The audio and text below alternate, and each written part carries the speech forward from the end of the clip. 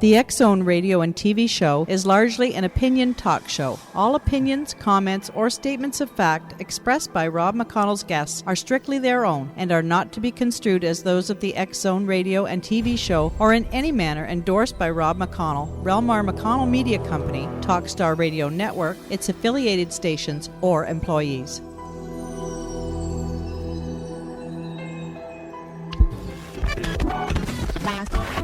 All Hit Radio.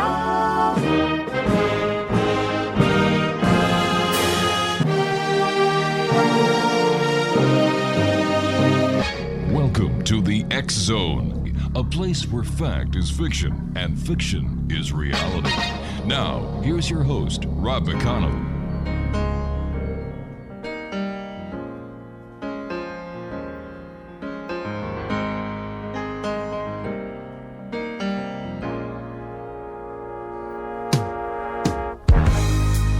Sounds funny, but I just can't stand the pain. Girl, I'm leaving you tomorrow. Seems to me, girl, you know I've done all I can. You see, a big stole and I borrowed. Yeah. Why I'm easy. I'm easy like Sunday morning.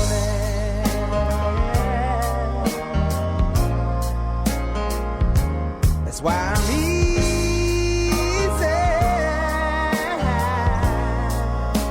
I'm easy like Sunday morning. And welcome back to the X-Zone, everyone. I am Rob McConnell, coming to you from our studios in Hamilton, Ontario, Canada.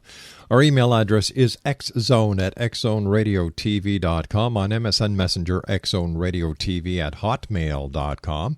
Our worldwide toll-free number is 1-800-610-7035, and our website, www.xzoneradiotv.com.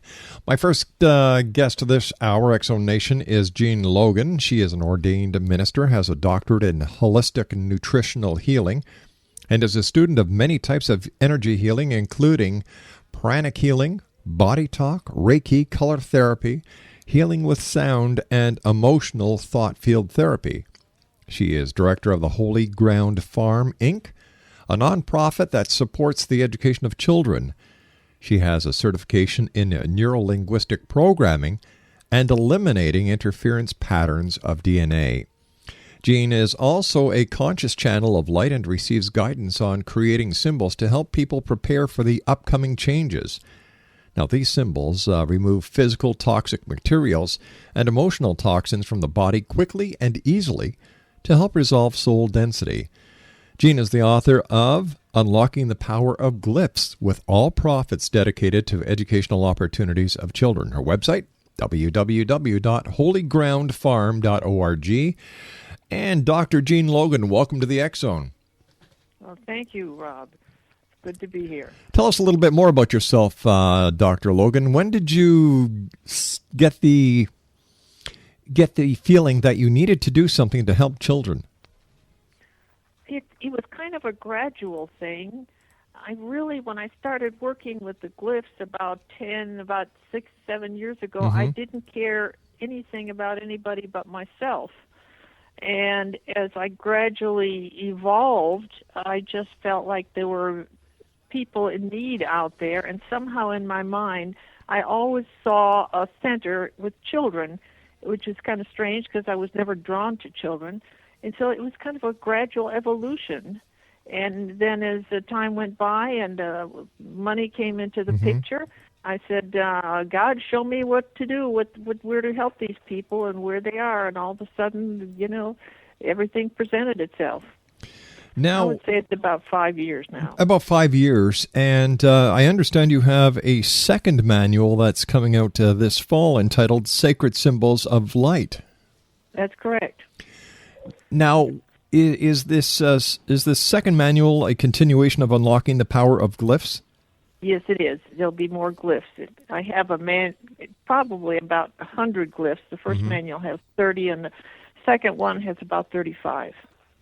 Now, where did you learn about the power of glyphs? I received an email from someone, and it had a little glyph on it, and the glyph looked like a picture of like a centipede with a little squiggly drawing around it, and it said that this glyph would remove parasites that hold fear in our body. And I thought this was kind of fascinating, and so I printed it out, cut it out, and I put it against my solar plexus. I don't know why. Maybe I was guided. Maybe. And I felt this tremendous commotion in my liver, and then it subsided, and I thought, wow, whatever it was, I think I had it, and I think it's gone. But whoever can do that, whoever has that power, I can do that. And so I've always been fascinated by glyphs, and I started working with them since then. All right, stand by, Dr. Logan. You and I have to take a commercial break. We'll be right back in 2 minutes. Exo Nation, Dr. Jean Logan is our guest. www.holygroundfarm.com. She is the author of Unlocking the Power of Glyphs and her second manual entitled Sacred Symbols of Light. This is going to be an interesting hour. Don't go away. I just can't stand the pain.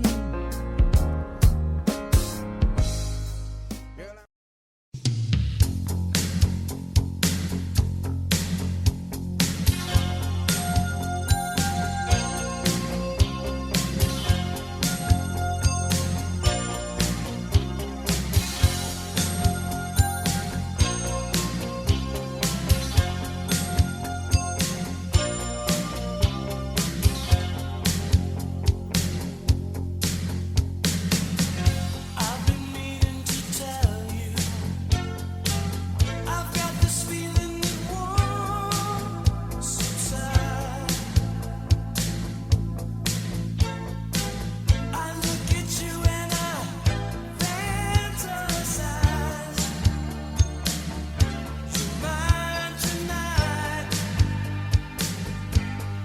Now I've got you in my sights.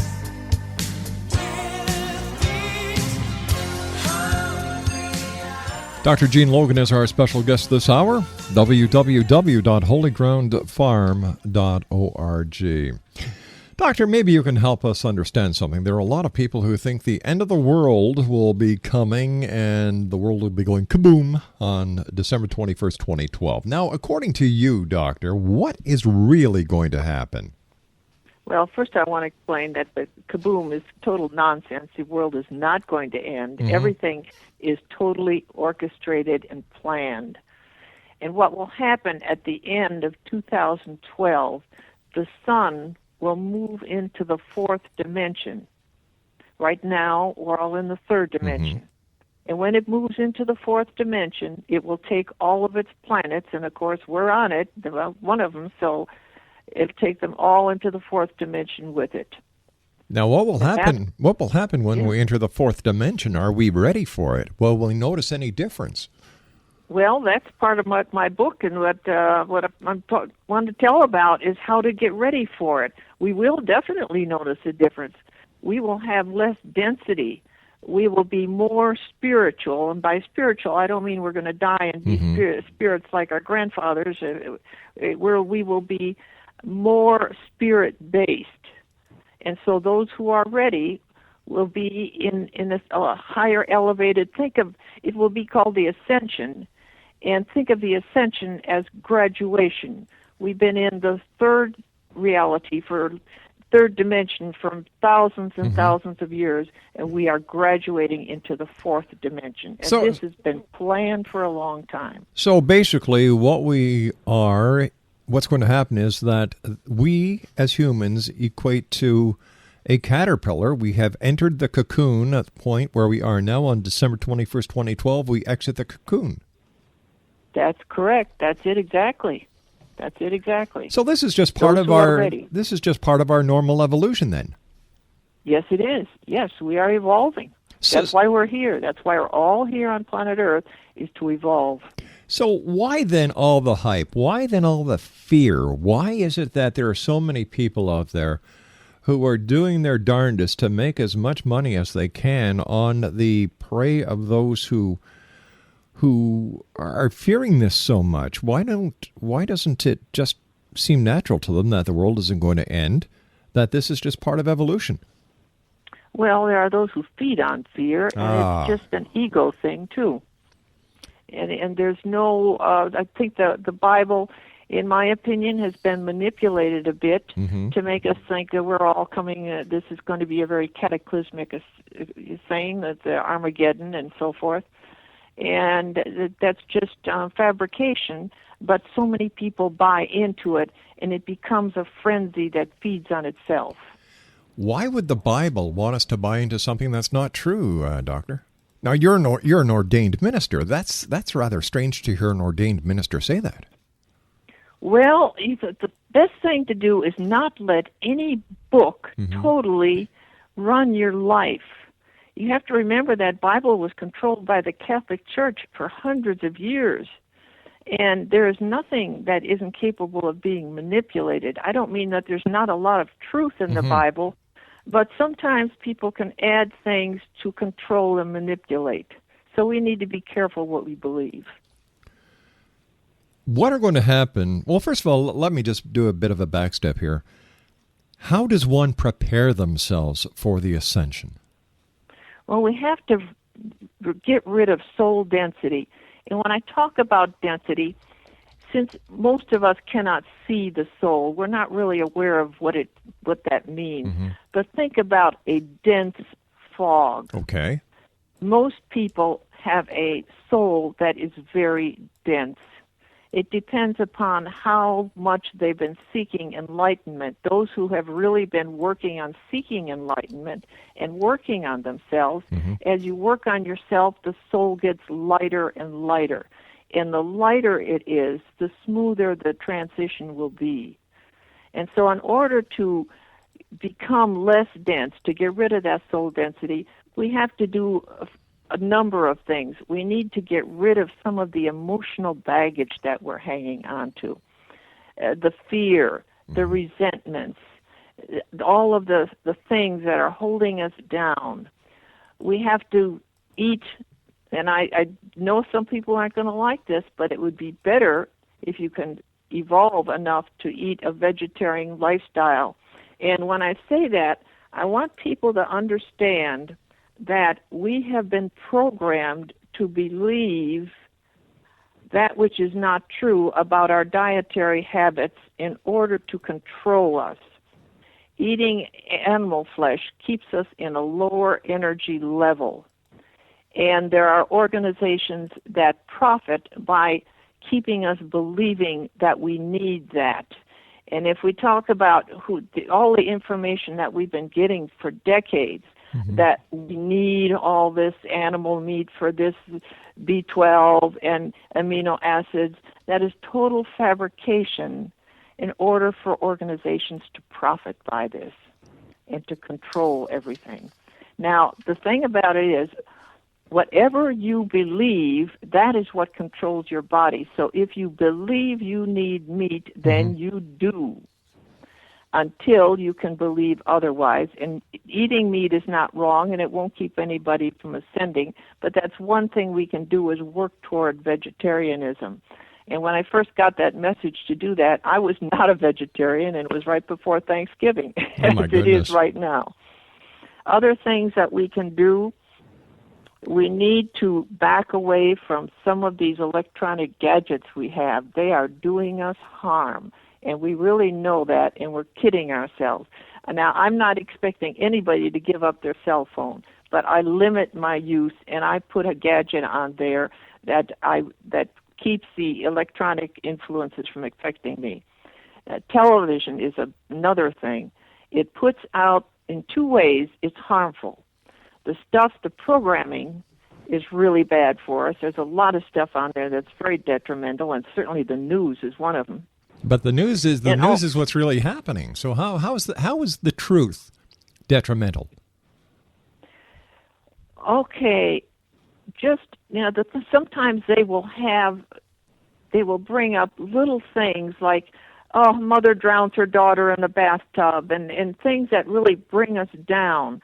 There is good news going on out there, but we're never given the good news because it doesn't sell. But isn't it also possible that negative news is a way of awakening the public, or of awakening the individual to the wrong that is going on in this world today, and giving them, the person who's watching the news, the ability to become part of a positive influence on the rest of the world? Well, that's possibly so, but of course, when we see so many people dying on the news or seeing some horrific stuff, I think we have to just be a little discerning. And if it doesn't feel right, turn it off. But the other way that the television, there are subliminal energies that come from it that are not good for our bodies. And microwaves are terrible. Microwaves are just terrible. There is no microwave emission from a TV set. No, I switched that. We want to continue on the TV set. It's just not, it's to limit ourselves. All right, so what you did was you spend time in nature. All right, so what you did was you switched from TV and you're back to the cell phones and electronic toys. Okay, all right. Just let me know what you're talking about, because I find it, I just found it confusing. That. All right. Okay. One thing also we can do is spend time in nature, because nature is very healing.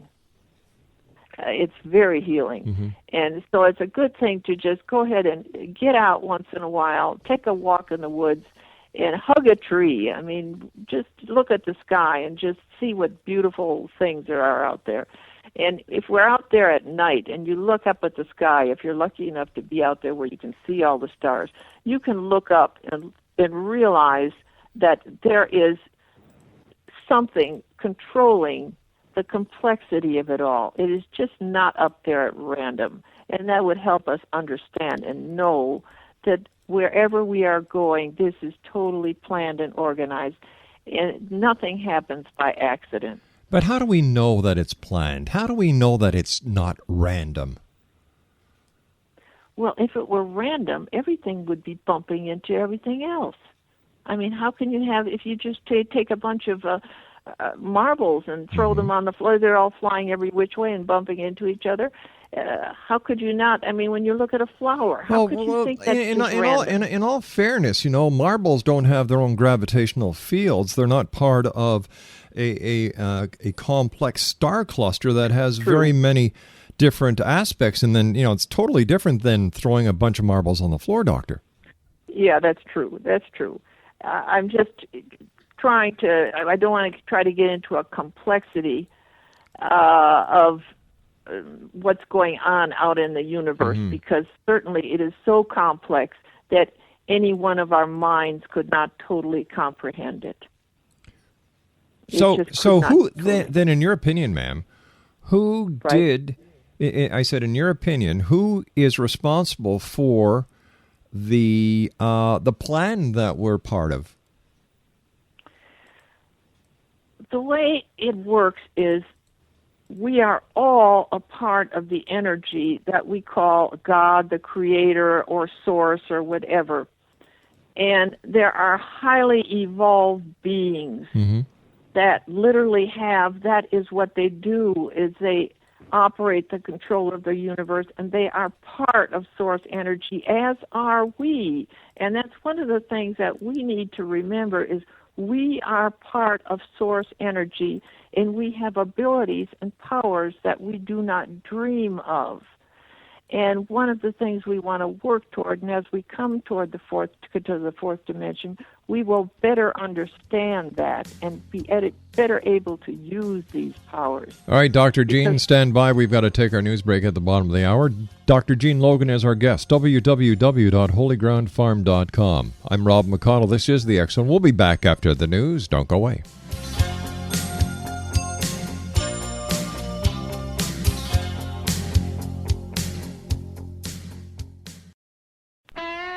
Hi, this is Ken Elliott. When I'm floating around the universe, I always try to tune in to Rob McConnell. Hi ho there, Trinity Frog on Sesame Street. When I want to find out what's going on with UFOs or ghosts, I listen to the X Zone with Rob McConnell. This is Les Corrigan from Target Internet Development. You're listening to Rob McConnell on the X Zone Radio Show. This is John Hogue, prophecy scholar, and you're listening to Rob McConnell in the X Zone. Welcome to the X Zone, a place where fact is fiction and fiction is reality. Now, here's your host, Rob McConnell.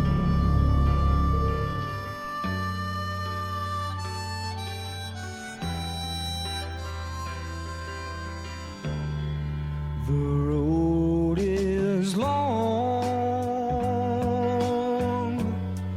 with a many a winding tongue that leads us to who knows where, who knows where. But I'm strong.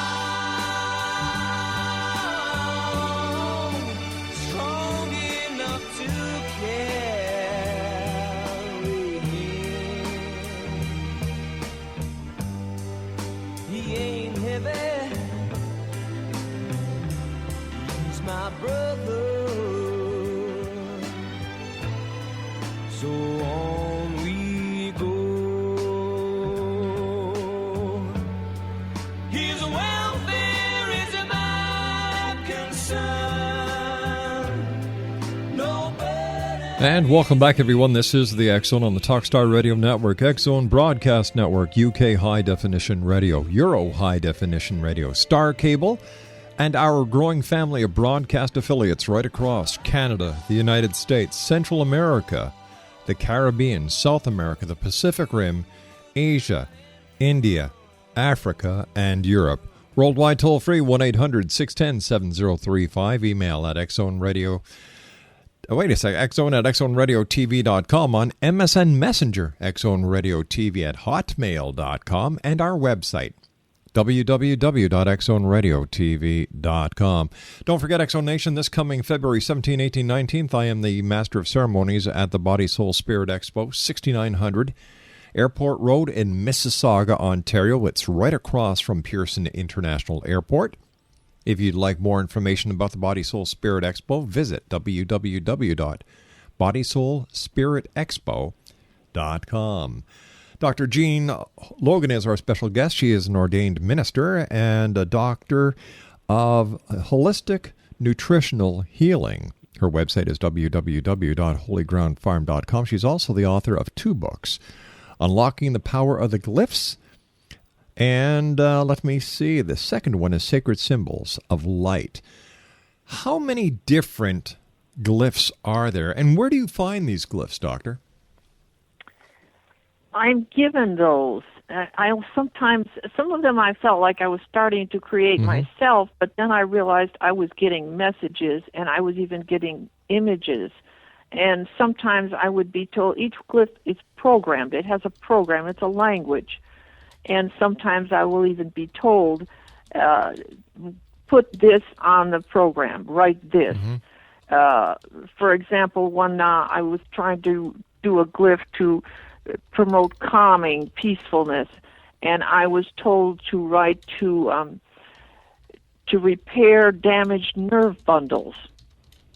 And I really didn't relate to that, but I wrote what I was told, and I programmed it for what I was told. Right. And interestingly enough, I tried it, and I could feel something going on, because we all have a certain amount of nerve damage. But one man who called me, he had got a copy of the book, and he was in his mid-50s, and he called me and he said, this is kind of embarrassing to tell you about, but he said, before I had used street drugs. He used, I believe it's called crystalline methamphetamines. Crystal meth, yeah. And he had damaged himself so that he could no longer sexually function. And he said, so he used this glyph. He placed it on, I believe, his solar plexus or his third eye. And he thought that, was very interesting. And then he went to be very relaxing and felt a peaceful calming. And then he went to bed, and he said the next morning his sexual abilities had returned all the way. He said, I felt like a 20-year-old. Boy, don't let the pharmaceutical companies hear you say that. There goes yeah, Viagra. You're right about that. Exactly. And that's I'm lucky I'm an ordained minister because they can't lock me up for this. They can't lock a minister up for healing. But these are very powerful, and the power behind it is God. And it's even hard for me to imagine sometimes how powerful they are. Tell me, besides that first time that you used the glyph, have you used the glyphs again, and if so, for what reason, and what was the result? Okay, now the first one was written by someone else that I got on an email. Right, yes. Then the first one that I really tried, I tried a few that didn't do anything. Mm-hmm. My first experiments, I just wrote things like joy and energy, and then someone called me, and this woman had a glass bowl that she had taken out of the dishwasher, her dog's drinking bowl, and it was hot. Without thinking, she poured cold water on it, and it just went in pieces, exploded all over the room, and a piece went deep in her foot. Mm-hmm. And now when she called me, it was very badly infected, and she didn't want to get antibiotics. And so I asked her if she'd be willing to do a little research with me, and she agreed. And so I wrote a glyph to kill bacteria and another to speed healing, and I emailed them to her. And the next morning she said, wow, she said, the glyphs are working. She said, the swelling's gone, the pain is gone, the redness is gone, and it's starting to heal. And that was my first success. But for myself, I realized to get the joy that I was trying to get from a glyph, I would have to remove all these emotional things that are holding us back, all the fear and the sadness and all the negative feelings inside. And so when I started doing this, I was basically doing it for myself. I wrote a glyph to remove fear. And then what I do is you cut out the glyph, and I would put it on my solar plexus. And when I would use it, I felt like a little vacuum cleaner was pulling stuff out of my body. Now, when I make them, how I make them is I draw the picture, and I have a description, and then I have an empowerment ceremony.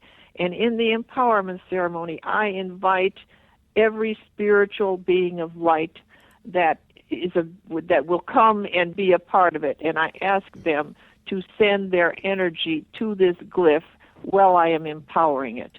So there is a tremendous amount of spiritual energy behind every single glyph.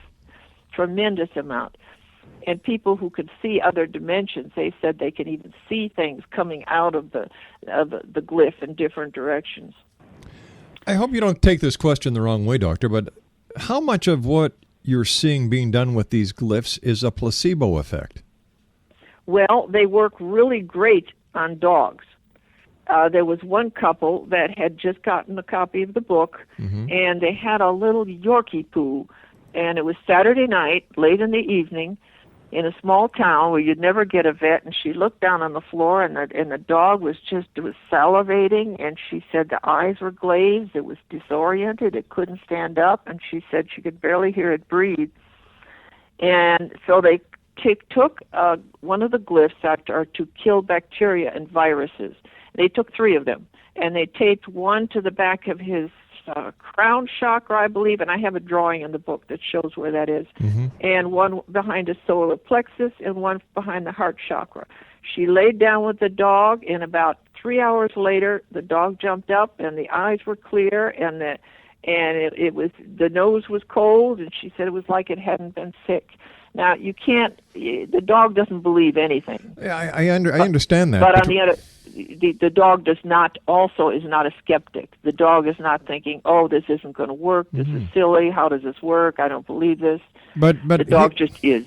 Okay, but it took 3 hours for this to happen. Is it possible that whatever was making the dog sick, maybe it ingested something, passed through its system, and the dog basically healed itself? It had nothing to do with the glyphs? That would be pretty quick for a dog. I've got dogs. I've never had a dog heal that fast. No, I have.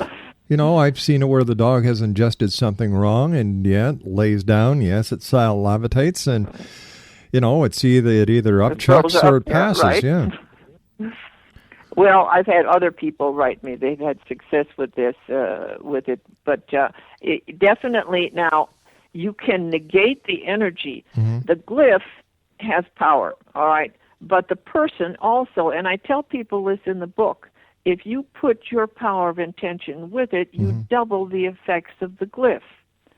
But if a person has negative feelings about it, and I tell people, don't bother with people who are not interested in using it, because when people have negative opinion about something, they put out an energy that can interfere with any type of, especially energy healing. They can put out this net of interference. But on the same token, they can also put out a positive thing. And when you talk about the placebo effect, when they're testing drugs, that means the body has the ability to heal itself. If you had given these placebos, right? Because it's mind over matter. Yes, and the thing, that's what I'm trying to say. We have such power, we could actually heal ourselves. We really do not even need the glyphs if we could believe in our own power to do this ourselves. So the glyphs are like a stepping stone. So are we saying that the glyphs are in fact like a psychic's crystal ball, where it's something that the psychic concentrates on, and it's just a tool? The glyphs are a tool, yes. Like I said, they're like a stepping stone. They're like an aid. They're something to help you get one step further. They're to help you recognize and to help a person heal themselves. If you put your own energy into it, it works twice as fast. Does it? Sometimes. Well, go ahead. Does it work differently on children than adults, and would it work on senior citizens?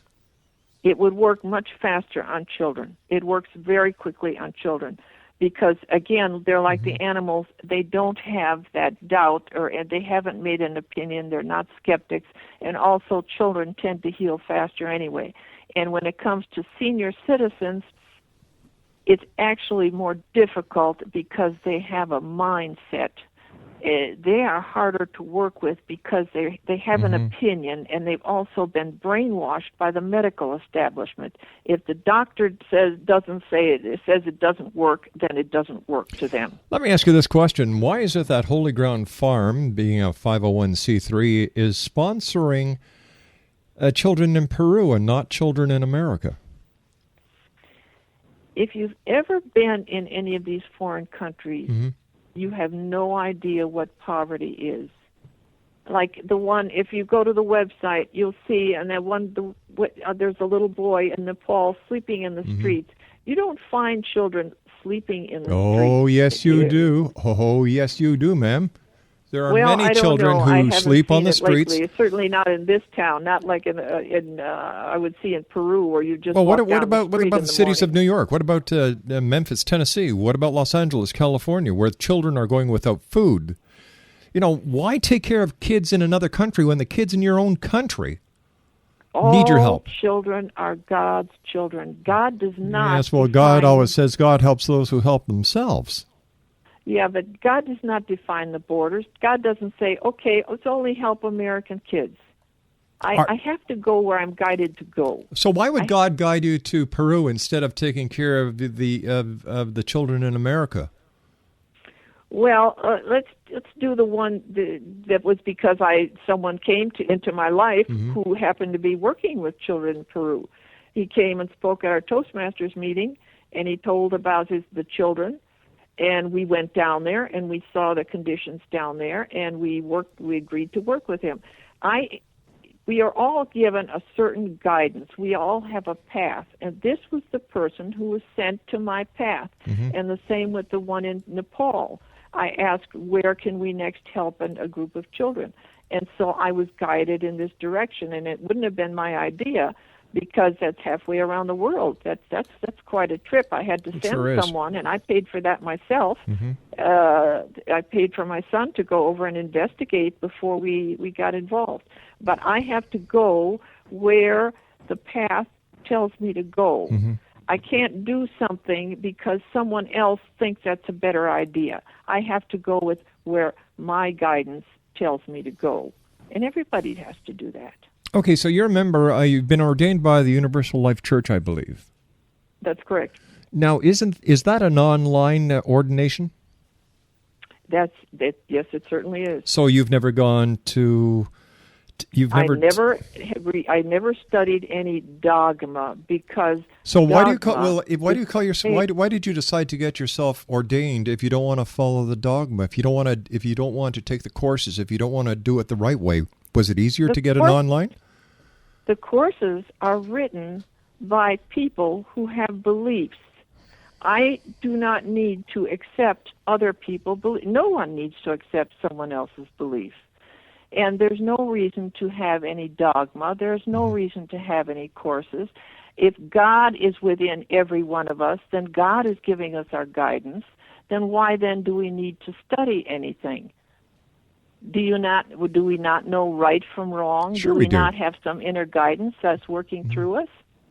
No, I agree, but to go out and get an online ministry ordination that isn't valid in every state, by the way, to me that works on ego, and then taking care of children in a far land instead of taking care of children within your own country. Something doesn't sound right here to me. I'm missing something. That's your opinion, and you're right. You have your own right.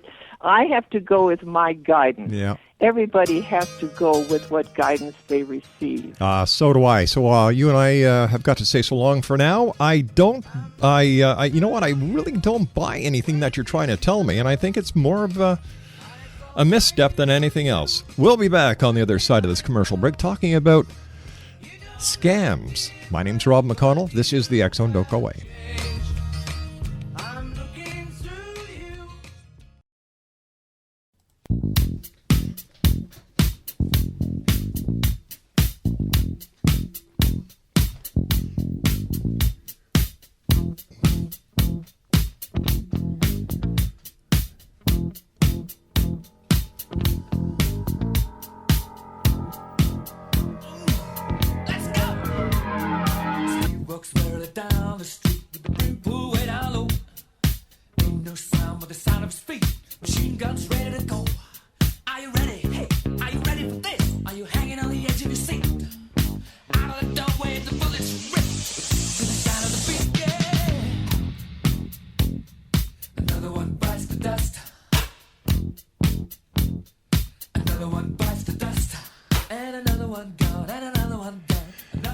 God, I love my job. You know what? As you probably know by that music, Jean Logan is no longer with us. I'm not going to call her a doctor. She's not even an ordained minister. Over the commercial break, I went online, and guess what, X-Zone Nation? My two dogs are now officially ordained ministers with the Universal Life Church. Yeah, I've even got a certificate that says Maddie Nikita McConnell. Maddie's one dog, Nikita's another, and McConnell's, that's my family name. Actually have a certificate of ordination. Can you believe that? And here's a letter that we got in the email. Congratulations. You are now legally ordained for life, though you may relinquish your credentials at any time.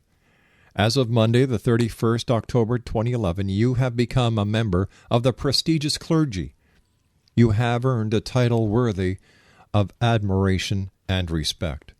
Let it be known on this date, in accordance with the laws of the Universal Church Monastery, Universal Life Church Monastery, as ordination brother, I, Brother Martin, do ordain you to our ministry. From this day forward, you are entitled to all of the rights of an ordained minister. You have the authority to perform marriages, baptisms, and all other ceremonies of the church. You are an independent minister of this church. This is a position that carries with it a burden of responsibility. Please respect others and comply with the laws of the land. Now, yeah. So there you've got it. How easy is it to become an ordained minister? Well, you just go online, go to the, let me see, what's it called again? The Universal Life Church. I'll even give you their website address. www.themonastery.org.